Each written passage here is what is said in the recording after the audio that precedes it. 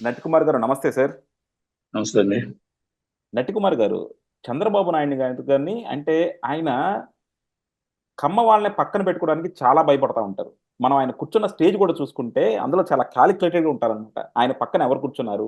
అన్ని సామాజిక వర్గాలు ఉన్నాయా లేదా? ఆ సామాజిక సమతుల్యం పాటిస్తున్నామా లేదా? అన్నది ఆయన చాలా స్పెసిఫిక్‌గా చాలా కాషియస్‌గా ఉంటారు. కానీ అలాంటి చంద్రబాబు నాయుడు గారి మీద ఎప్పుడు చూసినా సరే, ఆయన కమ్మ పక్షపాతి అనే ముద్ర మాత్రం ఏస్తానే ఉంటారు.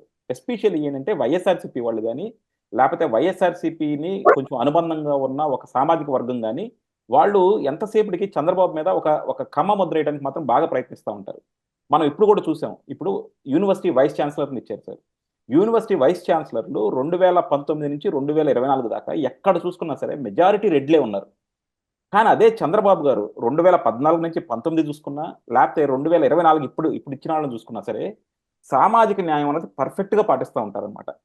అంత సామాజిక న్యాయం పాటిస్తున్న చంద్రబాబు గారిని ఎందుకు ఎప్పుడు గూడా ఒక సామాజిక వర్గం ఆయనకి కొలవంట కడతా ఉంటుంది. అదే ఆ సామాజిక వర్గం వాళ్ళు అన్ని పదవుల్లోనూ వాళ్ళే ఉన్నా సరే, ఆ రోజు మాత్రం వాళ్ళ కులం గురించి మాట్లాడరు. ఎందుకు సార్? ఎందుకంటే ఈరోజు నేను ఈ మాట జనరల్‌గా కూడా నేను కులాలను చాలా అవాయిడ్ చేయడానికే చూస్తా ఉంటాను. ఈరోజు లోకేష్ గారు ఒక ట్వీట్ చేశారు. లోకేష్ గారు ఏంటంటే, బెంగుళూరులో కొన్ని సంస్థలకి అక్కడ ప్రైవేట్ రిజర్వేషన్ వల్ల వాళ్ళక్కడ ఉండలేకపోతున్నాం. మేము బయటకొచ్చేస్తున్నాం అంటే, లోకేష్ గారు మీకు కావాల్సిన అనుమతులన్నీ గూడా మేమిస్తాము. మీకు కావాల్సిన సదుపాయాలు కల్పిస్తామంటే, కింద ఒక సామాజిక వర్గానికి చెందిన వైఎస్ఆర్‌సీపీకి చెందిన సామాజిక వర్గానికి చెందిన వాళ్ళు చాలా అబ్యూజివ్‌గా ట్వీట్ చేశారనమాట. సో, అలా అంటే వీళ్ళ వీళ్ళ ప్రభుత్వం గనక లేకపోతే ఇక్కడ రాష్ట్రం గూడా అభివృద్ధి చెందకూడదనుకునే అంత తత్వంలోకెళ్ళిపోతున్నారు. ఇది రాష్ట్రానికే చాలా తప్పు గదా! చాలా నష్టం గదా! సో, ఇలాంటోళ్ళని మనం అవునండి. తప్పుని తప్పు అని చూపించాలి గదా! దాన్ని ఎందుకు చాలా మంది మేధావులు గూడా దాని గురించి మాట్లాడటానికి కొద్దిగా ఇబ్బంది పడతా ఉంటారు సార్.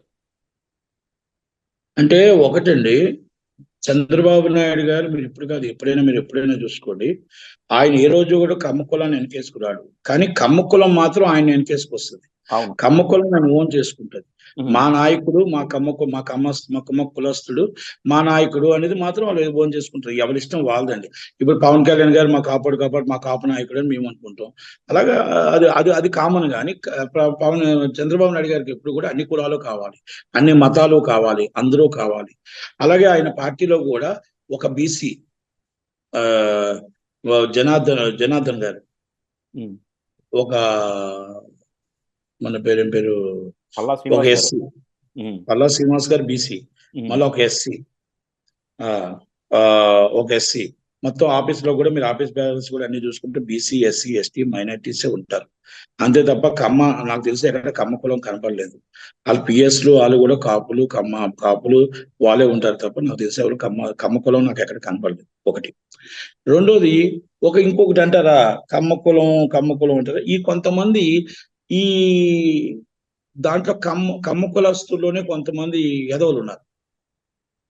అంటే అవును. ఈయనకి మొత్తం టోటల్ గా చెడ్డ పేరు తెచ్చే వాళ్ళు ఉన్నారు, దొంగలు. ఆ గ్యాంగ్ ఎప్పుడంటే ఈ గవర్నమెంట్ వచ్చేటప్పుడు వస్తుంది, ఆ గ్యాంగ్ వస్తుంది. హుహు. ఆ గ్యాంగ్ వచ్చి ఇవన్నీ మొత్తం ఇలా చెడ్డ పేరు తెచ్చి ఆయన మొత్తం చెడ్డ పేరు తెచ్చి వెళ్ళిపోతాయి.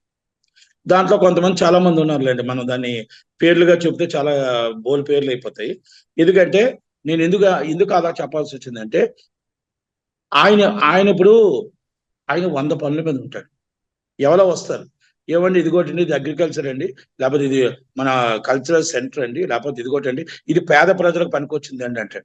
ఆయన ఏమనుకుంటాడు, ఓకే, ఒక ఫిల్మ్నగర్ క్లబ్ మన సినిమా వాళ్ళది, మన సినిమా వాళ్ళందరికీ కూడా మళ్ళీ ఆంధ్రప్రదేశ్ లో కూడా డెవలప్ అవుతుంది, మంచిదే కదా అనుకుంటారు.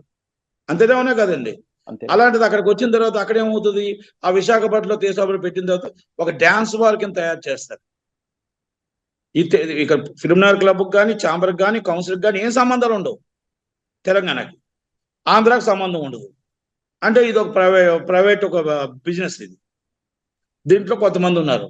అలాగే ఇంకా కొన్ని ఆటల్లో ఉన్నారండి, ఈ పెరేవిల్ చేసిన దాంట్లో ఉన్నారు. అలాంటి వాళ్ళు ఆయనకి చెడ్డ పేరు తేవడం తప్ప ఎప్పుడు కూడా ఆయన కమ్మ వాళ్ళని కానీ ఎప్పుడు కూడా ప్రోత్సహించడు. ఆయన మంచి వాళ్ళకి ప్రోత్సహిస్తాడు, మంచి బిజినెస్ కి ప్రోత్సహిస్తాడు, డెవలపింగ్ కి మన ఎవరైనా డెవలపింగ్ కి కులమత భేదాలు లేకుండా ప్రోత్సహిస్తాడు. ఇదైతే మనం 100% చెప్పగలుగుతాం. అలాగే ఈరోజు మీరు వీసీల కోసం చెప్తున్నారు. గత ప్రభుత్వం ఎక్కడ రెడ్డి కాదో చెప్పండి. డీజీపీ రెడ్డి కాదా?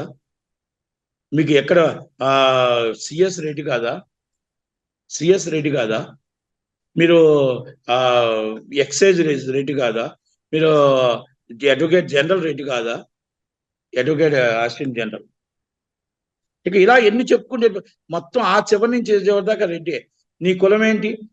ఒక వ్యక్తి చెప్పాడండి, మీ కులం ఏంటి అని అడిగారంట ఒక శాఖలో. అడిగితే రెడ్డి అని అన్నారంట. ఓకే, ఎక్కడికి కావాలంటే నాకు నెల్లూరు కావాలండి అన్నారంట. కాకాని గోవర్ధన్ రెడ్డి గారి దాంట్లో పోస్టింగ్ అండి అన్నారంట. అంటే ఇమీడియట్ రెడ్డి అని పోస్ట్ చేస్తారంట. వేసిన తర్వాత ఇంకో కానిస్టేబుల్ వచ్చాడంట. సార్ మీరు ఎవరిని వేశారు సార్ అన్నాడు. ఆయన రెడ్డి కదా అన్నాడంట. కాదు సార్, ఆయన యాదవ్ వాళ్ళనే రెడ్డి అంటారు సార్ అన్నాడు. అవునా అంటే వీళ్ళకి తోకలో రెడ్డి ఉంటే చాలు, ఎవరైనా పర్లేదు. అలా గవర్నమెంట్ అలా నడిపింది. వాళ్ళకి ఏం వచ్చు అనవసరం, ఏం రాదు అనవసరం, నీ తోకలో రెడ్డి ఉందా లేదా. అంటే ఈ విధంగా జగన్మోహన్ రెడ్డి గారి గవర్నమెంట్ నడిపింది కాబట్టే ఈరోజు ఆంధ్రప్రదేశ్ అన్యాక్రాంతం అయిపోయింది, ఆంధ్రప్రదేశ్ సర్వనాశనం అయిపోయింది. ఈరోజు ఆడపిల్లల బతుకులు భయభ్రాంతులు అయిపోయాయి. ఆడపిల్లలు కొన్ని వేల మంది ఆడపిల్లలు కనబడకుండా పోయారు. ఈ రోజు పెద్దవాళ్ళు కానీ ఇంకొకరు కానీ ఈ రోజు విజయసాయి రెడ్డి లాంటి వాళ్ళు కానీ ఇంకొకరు కానీ అంబటి రాంబాబు లాంటి వాళ్ళు కానీ ఒక అవంతి శ్రీనివాస్ లాంటి వాళ్ళు కానీ ఒక అరగంట వచ్చి వెళ్ళిపో, ఒక గంటకు వచ్చి వెళ్ళిపో, నీకు ఇదిగో ఇది ఇస్తున్నాం, నీకు ఇది ఇస్తున్నాం అని ఆడపిల్లలకి ఇవ్వడం ఏంటండి? మీరు ఆడపిల్లలకి ఇవ్వడం ఏంటి? మీ మొత్తం టోటల్గా మీరు రాష్ట్ర మంత్రులా, మీరు దేశానికి మీరు రాజ్యసభ సభ్యుడా? మీరేంటి ఆడపిల్లలతో ఆడుకున్నారు, ఆడపిల్లలతో భయభ్రాంతం చేశారు. మీ రాష్ట్రం ఇలా నడిపారు. వైసీపీ గవర్నమెంట్ అంటే అరాచక పాలన, వైసీపీ గవర్నమెంట్ అంటే ఆడవాళ్ళకు అన్యాయమైన పాలన, ఆడవాళ్ళతో అసభ్యకరంగా మాట్లాడే పాలన. దానికి నాయకుడు ఎవరంటే జగన్మోహన్ రెడ్డి. తప్పేమీ లేదు. చెల్లెలనే కాదు అనుకున్నాడు, పెద్ద చిన్నాన్నే కాదు అనుకున్నాడు. చెల్లెలే నాకు సంబంధం లేదని చెల్లెలతోనే కొన్ని సోషల్ మీడియాలో టోటల్గా విపరీతంగా ఆమె మీద ట్రోలింగ్ పెట్టించాడు, ఆనందం పొందాడు. అది వైసీపీ గవర్నమెంట్ నైజం. కానీ చంద్రబాబు నాయుడు గారిది ఆడపిల్లకి అన్యాయం జరుగుతుందంటే ఆ ఇంట్లోకి వెళ్ళి కూర్చుంటాడు. మీకు ఇంకొకటి తెలుసో లేదో, గవర్నమెంట్ ఇస్తుందో లేదో తెలియదు కానీ ఎన్టీఆర్ ట్రస్ట్ భవన్ ఆ కుటుంబాన్ని నష్టపరిహారం కంపల్సరీ ఇస్తుంది. అంటే ఎన్టీఆర్ ట్రస్ట్ భవన్ అనేది ఒక ట్రస్ట్ లో ఎట్టి పరిస్థితుల్లో ప్రతి ఒక్కరిని కాపాడటానికి ఉంటుంది. అది చేయగలరా ఎవరైనా? అది నిలబెట్టగలరా? అలాంటిది ఈ టీడీపీ, ఎన్టీఆర్ గారు టీడీపీ నారా చంద్రబాబు నాయుడు గారు నడుపుతున్నారు అంటే ప్రతి వాళ్ళకి ఒక అభయం. ఎందుకంటే 18 గంటలు కష్టపడే నాయకుడు ఉన్నాడు. ఆ నాయకుడికి మనం చెయ్య కలుపుదాం, ఆ చెయ్య కలిపి నిలబెడదాం. ఆయనకు కులం లేదు, భేదం లేదు, ఏమి లేదు, కుల మతాలు కూడా తెలియవు.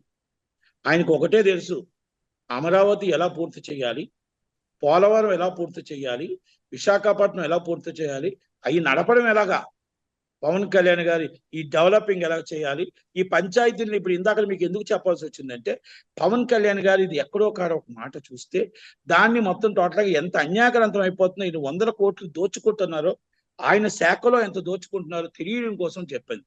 ఒకవేళ నన్ను పిలిచారనుకోండి, నేను లెక్కల రూపంగా చూపిస్తా. ఎందుకంటే అన్ని లెక్కల రూపంగా మన దగ్గర ఒక 8 నిమిషాల్లో చూపించడం కాబట్టి మనం ఈరోజు చెప్పలేం. కులాన్ని ఎప్పుడు కూడా ఆయన వెనకేసుకొచ్చే వ్యక్తి అయితే ఆయన కాదు. కులాన్ని ఇప్పుడు కూడా వెనకోసే వ్యక్తి కాదు. కాబట్టి వైస్ ఛాన్సలర్స్ కానీ అన్ని కులాల్ని, అన్ని ప్రతిపదాలని చేశారు. వడ్ల రామయ్య గారు ఎవరు, ఏ కులం అండి? ఆయన ఎస్సీ కులం. బీసీ జనార్దన్ గారు ఏ కులం అండి? టీడీ జనార్దన్ గారు. పల్లా శ్రీనివాస్ గారు ఏ కులం అండి? అచ్చెన్నాయుడు గారు ఏ కులం అండి? మనం ఇవన్నీ చూసుకుంటే ఎక్కడ ఓసీ ఎక్కడున్నారు? వనిత గారు ఎవరండి? ఈరోజు హోమ్ మినిస్టర్ గారు ఎవరండి? SC cat. మరి ఆమె ఎవరికి ఇచ్చారండి? ఆమె అందరం ఎక్కిచ్చారు ఆయన. అంటే ఈరోజు కూడా నేను మళ్ళా మీకు లాస్ట్ టైం కూడా చెప్పాను, అన్నిటికి కూడా కులమత అన్ని చూసుకొని అందరికి కూడా కావాలి. కానీ పదవుల మనకు అలంకారం కాదండి.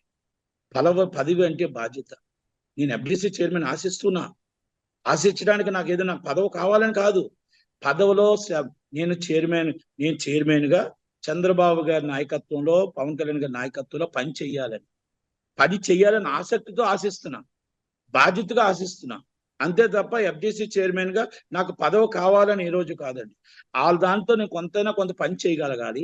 ఆ పని చేసి విశాఖపట్నం, రాజమండ్రి నాకు చేతనైన దాకా సినిమా ఫీల్డ్ డెవలప్ చేసి మా ఇండస్ట్రీని కాపాడుకోవడానికి ప్రయత్నం చేయాలనేది నేను ఆశిస్తున్నా. ఎఫ్డిసి చైర్మన్ గా నేను ఆశించడం వాస్తవం. నేను అందరిని అడగడం వాస్తవం, రిక్వెస్ట్ చేసుకోవడం వాస్తవం, బతిమలాడుకోవడం వాస్తవం. కానీ నాకు ఇంట్రెస్ట్ ఉంది, వాళ్ళతో పని చేయాలని ఇంట్రెస్ట్ ఉంది, ఆసక్తి ఉంది, నేను పని చేయగల దమ్ము ఉంది, నాకు ఆలోచనలు ఉన్నాయి, ఐడియాస్ ఉన్నాయి.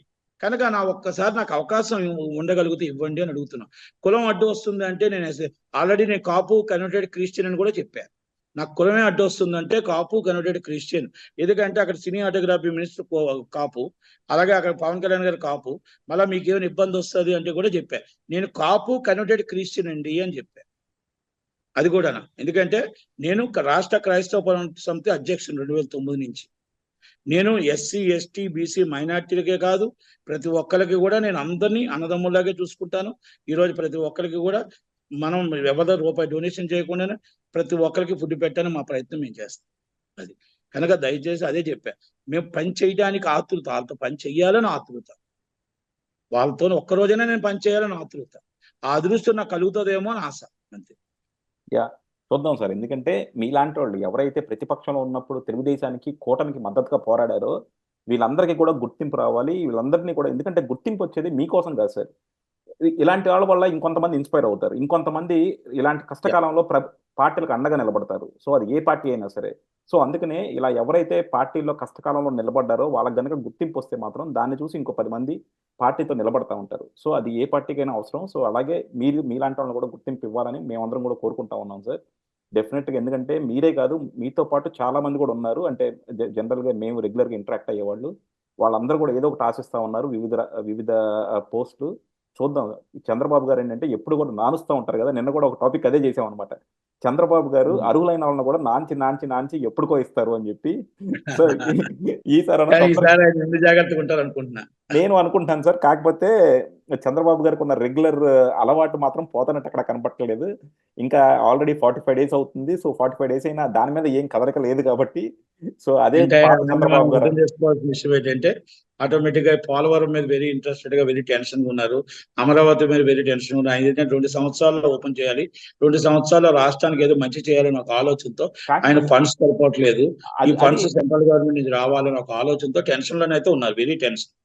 అదే అర్థం చేసుకోవచ్చు సార్. కానీ 2014-19 కూడా ఇలాగే మొత్తం కూడా అభివృద్ధి అని ఫోకస్ చేసి కదా రాజకీయాన్ని ఇగ్నోర్ చేశారు, ఓడిపోవాల్సి వచ్చింది. సో మళ్ళీ ఆ తప్పు జరగకూడదు కదా. జరగదండి, జరగదు.